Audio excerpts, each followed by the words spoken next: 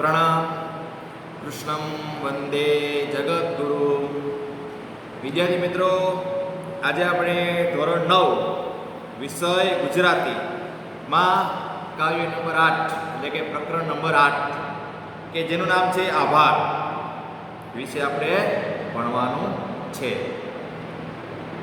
આ કાવ્યના લેખક છે ઉષ્ણમ, જેને આપણે ઉપનામ છે ઉષ્ણમ.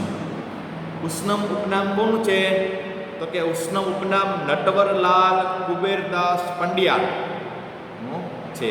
આ કાવ્યના કવિ છે નટવરલાલ કુબેરદાસ પંડ્યા, અર્થે ઉર્ફે ઉષ્ણમ. સૌપ્રથમ આપણે કવિ વિશે થોડો પરિચય મેળવીએ. તો ઉષ્ણમનો જન્મ 28/12/1920 રોજ થયેલો હતો. જેમને આપણે નટવરલાલ કુબેરદાસ પંડ્યા એટલે કે ઉષ્ણમનો જન્મ વડોદરા જિલ્લાના સાવલી ગામે થયો હતો. તેમણે અધ્યાપક અને આચાર્ય તરીકે કામગીરી કરી હતી. પ્રસૂન, નેપથ્યે, આદરા, મનોમુદ્રા, તૃણનો ગ્રહ, સ્પંદ અને છંદ, કિંકણી, ભાર પ્રદર્શન, અસ્વસ્થ, રૂપના લય, વ્યાકુલ વૈષ્ણવ, પૃથ્વીને પશ્ચિમ ચહેરે અને શિશલોક તેમના કાવ્ય સંગ્રહો છે. તેમની સમગ્ર કવિતા સમસ્ત કવિતા નામે પ્રગટ થયેલી છે. સદમાતાનો ખાંચો તેમની સ્મરણ કથા છે. અને નટવરલાલ કુબેરદાસ પંડ્યાનું મૃત્યુ એટલે કે અવસાન 6/11/2011 રોજ થયેલું હતું. આ આપણે ઉષ્ણમ વિશે થોડોક પરિચય મેળવ્યો. ઉષ્ણમને રણજીતરામ સુવર્ણચંદ્રક અથવા તો ગુજરાત સાહિત્ય અકાદમી અને સાહિત્ય અકાદમી દિલ્હીના પુરસ્કારોથી પણ સન્માનિત થયેલા હતા. આ બધા એને એવોર્ડ આપવામાં આવેલા છે. વિદ્યાર્થી મિત્રો, હવે આપણે આ કાવ્યની અંદર પ્રવેશ કરીએ. કાવ્યનું નામ આભાર છે. શું છે? આભાર. આપણે કોઈના પ્રત્યે આભાર માનવો જોઈએ, એ આભાર છે. અને આ એક સોનેટ કાવ્ય છે. કયું કાવ્ય છે? સોનેટ. આ કાવ્યમાં કવિ માનવજાતે તેનું પ્રકૃતિનું વલણ બદલ્યું, પરંતુ પ્રકૃતિએ તેના ગુણધર્મો જાળવી રાખ્યા છે. જો માણસોએ પોતાના રંગ બદલ્યા, માણસોએ પોતાનું આજીવિકા જીવવા માટે જો તમે જુઓ તો જંગલમાં વૃક્ષો કાપે છે, મોટા મોટા બિલ્ડિંગો બનાવે છે, ખેતરોને નાશ કરે છે, દરિયાની અંદર પણ ઘણું બધા ખોદકામ કરે છે, પૃથ્વીના પેટાળમાં ઘણું ખોદકામ કરે છે. આ બધું પ્રકૃતિના નિયમને વિરુદ્ધ છે કે માણસોને જરૂરિયાતો સંતોષાતી નથી, માટે આ બધું કરે છે. પ્રકૃતિ પણ પોતાના ગુણધર્મો જાળવી રાખ્યા છે. શિયાળો આવે, ચોમાસું આવે, ઉનાળો આવે, બરાબર, મોસમ પાકે છે, પાક થાય, બધું થાય. રાત પડે, દિવસ પડે, સાંજ પડે. આજે પણ આપણે જોઈએ તો આપણા ઘરમાં પક્ષીઓ આવે છે. કોણ આવે છે? ચકલા, કબૂતર, ભોલા, કાગડા વગેરે આપણા ઘરમાં પક્ષીઓ આવે છે. અને આવે તો છે પણ કલરવો પણ કરે છે. પક્ષીઓ વિવિધ પ્રકારના જુદા જુદા અવાજો કાઢે છે બધા, જેનાથી આપણા ઘરનું વાતાવરણ સુંદર બની જાય છે, અતિ રમણીય બની જાય છે. આપણા ઘરની અંદર પક્ષીઓ માળા બાંધે છે, ભીંતની તિરાડમાંથી ઘાસ ઉગે છે. તે માટે આ કાવ્યમાં કવિએ કુદરતનો આભાર માનેલો છે. કવિએ કુદરતનો કેનો આભાર માનેલો છે વિદ્યાર્થી મિત્રો? કુદરત, કે આ બધી કુદરત કરે છે. આગળ કવિ એમ પણ કહે છે કે માટીએ તેના હજી આદિકાળના મૂળ સાચવી રાખ્યા છે. તેથી વાડ છોડે પ્લાસ્ટિકના ફૂલો ઉગાડતા. જો તમે જોવો હોય તો માટીમાંથી જ બધા ફૂલો, વનસ્પતિઓ, શાકભાજીઓ બધું ઉગે છે, બરાબર. તો માટીએ પણ હજી એના ગુણધર્મો જે છે નવીન કરવાના એ બધા સાચવી નાખેલા છે. પ્લાસ્ટિકના આપણે ખેતર હોય, પ્લાસ્ટિક ખેતર, એમાં આપણે ઉગે કોઈ જાતના ફળ ફૂલ ન ઉગે, કારણ કે આ બધું આપણું પ્રકૃતિનો નિયમ છે, પ્રકૃતિ પર આધાર રાખેલું છે. આ કાવ્યમાં કવિ સંદેશો પણ આપે છે. શું આપે છે? સંદેશો. આપણને એક જાતનો સંદેશો આપે છે કવિ કે પ્રકૃતિનું રક્ષણ કરો, પ્રકૃતિને બરબાદ કરવી જોઈએ નહીં, આપણે પ્રકૃતિનું હંમેશા રક્ષણ કરવું જોઈએ. તો આ સોનેટ કાવ્યમાં સ્વરૂપમાં કવિ પોતાની અનુભૂતિ 14 પંક્તિની મર્યાદામાં વ્યક્ત કરતો હોય છે. આ કાવ્ય ફક્ત 14 પંક્તિનું જ છે. સોનેટ કાવ્ય હંમેશા 14 પંક્તિનું હોય છે.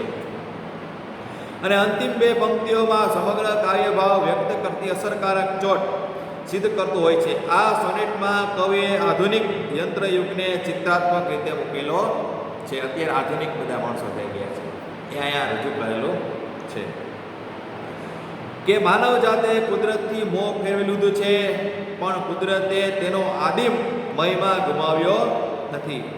કવિ પ્રકૃતિ તરફ આભારની લાગણી વ્યક્ત કરે છે. કાવ્યની પ્રથમ પંક્તિમાં કવિ લખે છે કે અમે તો આકાશો ભણી પીઠ કરીતી ને ભીત ચણીતી, છતાં અમારા ઘરની છેક ભીતર સુધી હજી પણ કબૂતરો, હોલા અને ચકલીઓ આવે છે. રસોડામાં તેમના દ્વારા પડતા તણખલા, તેમની ચીંચી, ટહુકા અને ખરેલા પીછાઓથી કવિને ખૂબ જ સારું લાગે છે. હજુ સારું છે કે ભીંતની તરાળમાં પૂછ્યું વગર જ ઘાસ ઉગે છે. આમ માણસે ઊભી કરેલી કૃતક કઠોર ભીંતોને તોડીને પણ હજી પ્રકૃતિ તેની પાસે દોડી આવે છે. અને અંતિમ 2 પંક્તિઓમાં આખા કાવ્યની ચોટ ધારદાર રીતે વ્યક્ત કરતા કવિ લખે છે કે માટીએ તેનામાં હજી પહેલા આદિમ મૂળો સાચવી રાખ્યા છે, જેથી વાડ છોડે પ્લાસ્ટિકના ફૂલો ખીલતા નથી. માણસ ભલે બદલાયો, પણ પ્રકૃતિએ તેના ગુણધર્મો જાળવી રાખ્યા છે. આ બદલ કવિ પ્રકૃતિને આભારની લાગણી વ્યક્ત કરે છે. આ કાવ્યમાં કવિ પ્રકૃતિ પ્રત્યે આભાર દર્શાવે છે. શું દર્શાવે છે? આભાર. એનો આ મર્મ છે. અને આમાંથી એક શીખવા પણ આપણને મળે છે કે પ્રકૃતિનું રક્ષણ કરો. ફૂલ ઝાડને તોડવા નહીં, જંગલોને નાશ કરવો નહીં. આ બધું પ્રકૃતિનું રક્ષણ કરવા માટેનું છે. આપણે તેવું કંઈ કરતા નથી. આપણે ઝાડવા કાપીએ છીએ, વૃક્ષો પાડીએ છીએ, બળતણ બનાવીએ છીએ, ખેતરો જે છે એમાં આપણે પ્લોટિંગ કરીને મકાન બનાવીએ છીએ, વેચી નાખીએ છીએ. તો પછી આ પ્રકૃતિનું રક્ષણ કોણ? આપણે નહીં કરશું તો કોણ કરશે? માટે આપણે હંમેશા પ્રકૃતિનું રક્ષણ કરવું જોઈએ. વિદ્યાર્થી મિત્રો, હવે આખું કાવ્ય વાંચી જાઉં, પછી પાછો કાવ્ય વિશે થોડીક સમજૂતી આપીશ. અમે તો આકાશો ભણી પીઠ કરીતી ભીંત ચણી, અરે સારું છે કે હજી પણ અમારા ઘર અહીં ઘણે ઉડે ઉડે ઉડતી ઉડતી આવી ભીંતરે ગુંથે છે માળાઓ, કબૂતર, કપોતો, ચકલીઓ. એ શબ્દ કપોતો, કપોતો એટલે થાય હોલાઓ. કપોતો એટલે થાય હોલાઓ. લઈને આવે થોડું ગગન ઘરમાં એ મિસ વળી, અમો સૌના ઋણી નભતી ઘરમાં જેથી નભતા. હજી સારું છે કે શિર પર રસોડે તણખલા, ઝીણી ચીંચી ટહુકા, મલમલી પીછાઓ ખરી રહી. હજી આવે છે વનની લીલી કહેવા પરિકથા, હવામાં આગેનું પણ મનમાં છે કે કરતું. હજી તો સારું છે ભીંત તરણમાં માથું ઉચકી, વિના પૂછ્યા ગાછ્યા તૃણ નીકળતું ફૂક કરીને.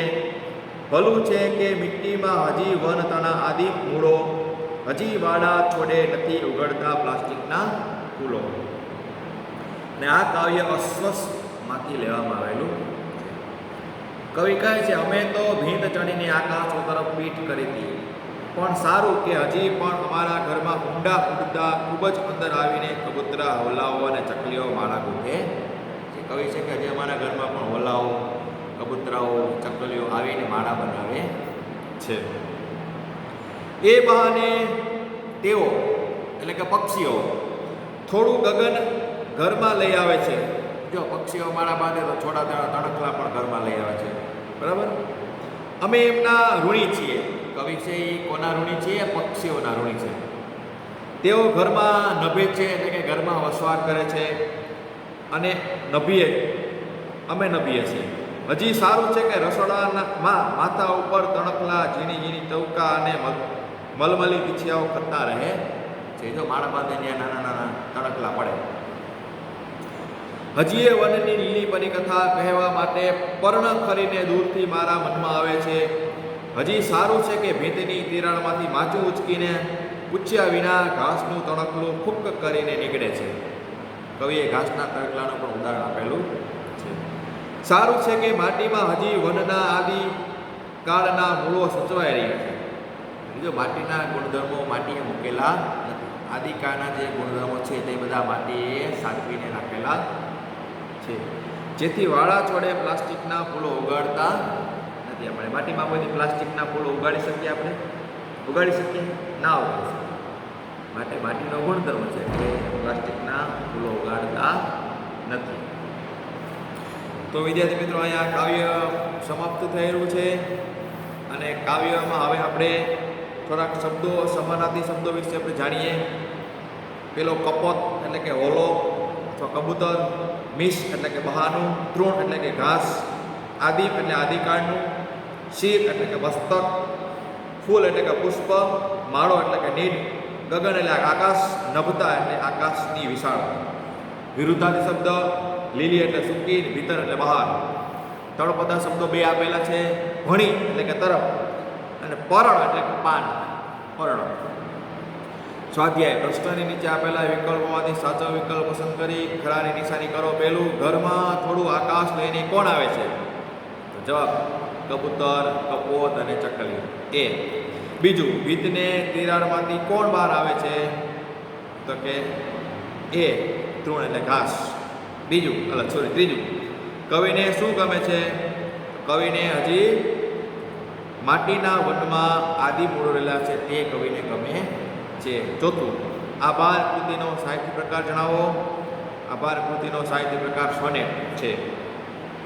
હવે નીચેના પ્રશ્નના 2-3 વાક્યમાં ઉત્તર લખો. આ ઉત્તર તમારે બધાએ પાકી બુકમાં અથવા તો રફ બુકમાં લખવાના છે. આવતીકાલે બતાવવાના છે લખીને.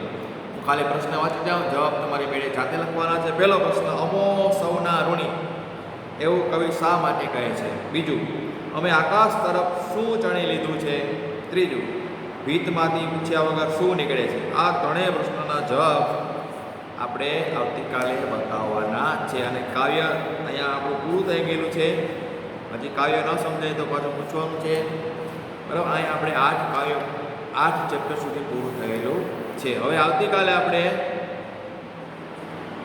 પાઠ નંબર 9 પારખું એનો આપણે પરિચય મેળવવાનો છે. આ એક નાટક પ્રકારનો પાઠ છે અને ઘણો લાંબો છે. તેના વિશે આપણે આવતીકાલે ભણશું, બરાબર.